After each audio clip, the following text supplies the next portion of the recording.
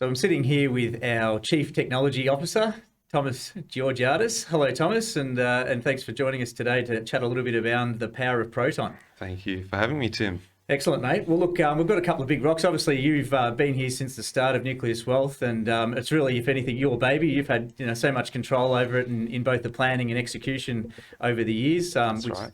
We've got the right man for the job to talk a little bit about it. I thought we'd kick off with just talking around some of the security considerations. So obviously, we're dealing with personal financial data of clients, and we need to make sure that that's looked after. For sure. So there's kind of two sides of it, I guess. We've got the clients actually getting on board and making their own account, and they have to provide some sensitive information, tax file numbers, passport numbers, so on. I guess the first line of defense for our clients is to offer two-factor authentication for their login sessions. So yeah, if they go to log in, they obviously do their email and then the password, but then they're presented with another screen where it tells them to check their mobile device for a special security code that then they enter, and then they get access to the portal. Yep. So from that perspective, we protect the clients' data in that way, because who knows, in this day and age, it just takes one suspicious email for the client to fall into, and if they are using the same password for most of the websites they go on, it can be very easy for someone to log into their Nucleus account and see all their information. So yeah, so two-factor helps a lot in that aspect. And then the other side of it as well would be for our onboarding, we obviously have to verify the client is a real person for the AML checks. And for that, we need a passport number, Medicare number, driver's license number. These are very sensitive bits of information that you really want to be careful of. And the best case for us is we don't have to worry about storing that on our system, because we use a third party called Green ID, where we're essentially almost a gateway into their service. The clients would enter the information, and then that gets passed on to straight through to them. Yeah, exactly. And then that's on them to store it in the best possible way. And they obviously do. They're used by major corporations in Australia. And then on their end, they will store that data in the appropriate way, and all they give back to us is just like a tick, yes, this is a real person, or no, this isn't, or more follow-up is needed. Yeah, sure. Yep, no, very good. And yeah, as you say, it's sort of bank grade. It's used by the major banks, and in terms of a regulatory audit or anything, we know that it's all been done correctly. Correct. The other thing as well, obviously, so Proton's been remarkably reliable over the last 4 years. What can you sort of speak to why it's been so reliable and what we're doing there? For sure. So we're using Amazon Web Services. They're one of the largest cloud providers in the world.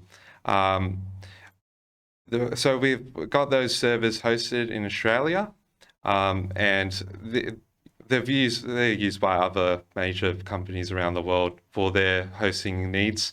So we use them to ensure that our servers, our website is online 24/7, that there's no downtime, and that, whenever clients want to actually get onboarded, they won't run into any kind of issues in that regard. So it's one of those things, I guess, that, wherever you're storing your data and, data security and also particularly the locations and where you're storing it is more and more important, both from a reliability point of view, but also legislatively. So obviously with our information or our clients' information, it's all stored onshore in Australia as well. And so that's correct. Great. So that's a key one there. We'll jump across to application protocol interface, APIs. It's a bit of a catchphrase in the industry. What can you say about how we use APIs in Proton at Nucleus Wealth? For sure. Well, I'll just briefly explain what an API is. It's pretty much just a fancy acronym to say how one service talks to another service, usually over the internet. So for us, we're very API driven, Proton. It has to talk to Praemium, it has to talk to Green ID, and it helps to eliminate a lot of the manual admin work that is usually required for onboarding these clients. So, for example, a client will come onto our onboarding, they'll finish the application, provide us with all the information, and instead of us filling out a piece of paper and sending it to Praemium and telling them to set up the client account for us to do the investments, we shoot that over to them over the API. Yep. And straight away we get feedback from them saying, here's their SMA number, here's their BPay details, you're done. Yep. So yeah, the APIs help hugely in making us very efficient, very timely, so we can get the account, the client invested as soon as possible. So Yep, very good. And I guess you mentioned there, of course, our link to our provider, SMA provider Praemium. Obviously, we've got the accounts sorted well and truly. It's basically instant, wonderful thing that's just speeds up the back end operation and gets the client's account out ASAP. We do run pretty big portfolios here at Nucleus Wealth with in a managed account structure, of course. So lots of moving parts, lots of stocks, both overseas and local, and obviously all the portfolio tailoring we do as well. I guess we really couldn't do what we do with Praemium and these APIs unless there was this ability to maintain the accounts using this API as well. An interesting component of that, of course, is with the way Proton actually actively looks at all of our client accounts all the time. And for errors and omissions and things like that can happen when you're dealing with hundreds and thousands of holdings.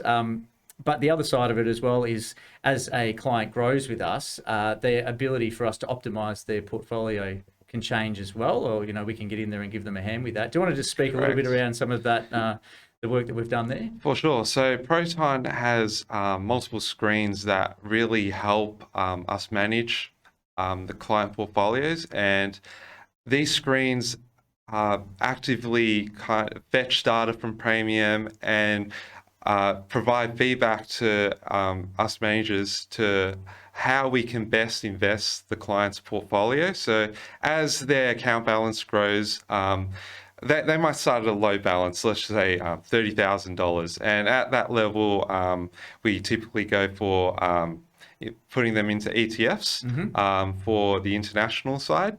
So what we do as the account grows and we're getting that feedback from Praemium, our systems behind the scenes, they're seeing that data, and one day when the account balance grows up to 100,000 or 200,000, then we're getting that feedback on those screens to us to say, okay, this client has reached this level now. Maybe it's best to actually move out of those ETFs into the direct stocks. So straight away, we're improving the quality of the client's portfolio over time. Yeah, absolutely. And look, for me on the client side, I guess it's actually a good story because the system does all the hard work for me and just pops out names that I can then ring up and say, congratulations, you've moved to the next band, and here's all this additional optimization work we can do in your portfolio as well. A terrific component of Proton. Just finally, I guess, a view to the future. So we're always innovating, we're always developing Proton, using new technologies and building out different functionality. You've done a mountain of work in a new upgrade of the UI, I guess, the client experience. Correct. You want to just run us through some things there? Yeah, so in the new version of Proton, we're really trying to focus on the user experience, removing as many of the roadblocks as possible during that onboarding process. And also providing that flexibility to actually change that onboarding path, because, for example, maybe it's better to have it so the client can pick what ethical beliefs they have at the start. So it's just an easy kind of flow through the onboarding. It's a nice piece to get them started. Or maybe it's better to get them started with how they want to invest, which portfolios they want to actually go into. Do they want to go into more the growth one or conservative one? Do we have that maybe earlier on in the onboarding? We don't know that, but we want the flexibility to be able to change that very easily without having to do kind of all these big code changes behind the scenes. So yeah, Proton 2.0, we're trying to make it very flexible in terms of that onboarding.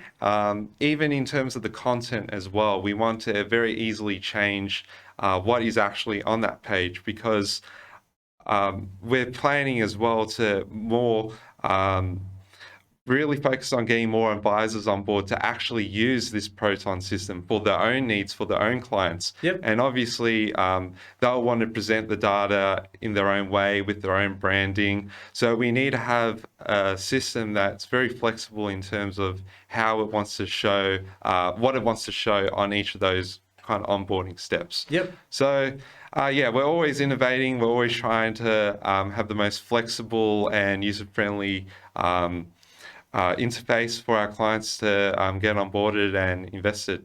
Yep, wonderful. Yeah, no, look, it's terrific. I think in the obviously now when we're getting so much interest from the industry itself for a digital solution for their clients and being able to harness the power of Proton as well. Now we can actually go in and give them almost the same amount of customization in terms of their own client interface as we actually give our clients for their portfolios. Exactly. So, terrific job, mate. Thanks for your time. No worries. Thank you for having me, Tim.